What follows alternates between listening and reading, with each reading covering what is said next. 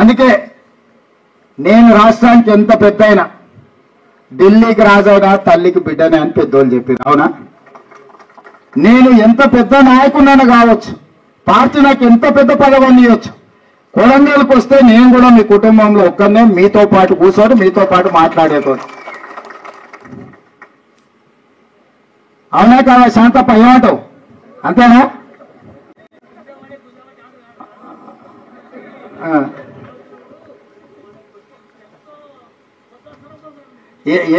ఏడికి పోయినా చెప్పుకుంటే అయితే కుర్చీ అయితే ఇస్తారు కదా శాంతప్ప. ఏదో కాదు, తిరుపతి పోయినా గోవాకు పోయినా మా వాళ్ళు కొంతమంది గోవా పోతారు, కొంతమంది తిరుపతి పోతారు.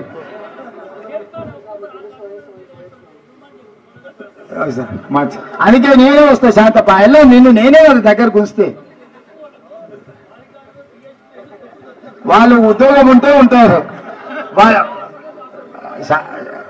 శాంతప్ప, ఈ ఉద్యోగం ఉంటేనే వాళ్ళు ఉంటారు. ఎప్పుడు ఉండేది మీరే. ఉద్యోగం ఉన్నా లేకున్నా ఎంబడి ఉండేది మీరే. చెప్తా.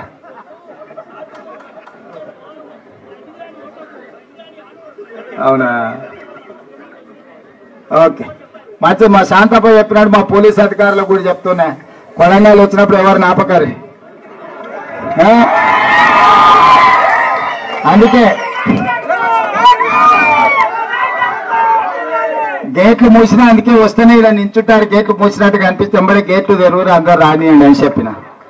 అందుకోసమని మిత్రులారా, మంచి మీటింగ్ జరిగింది. మిమ్మల్ని కలుసుకునే అవకాశం వచ్చింది.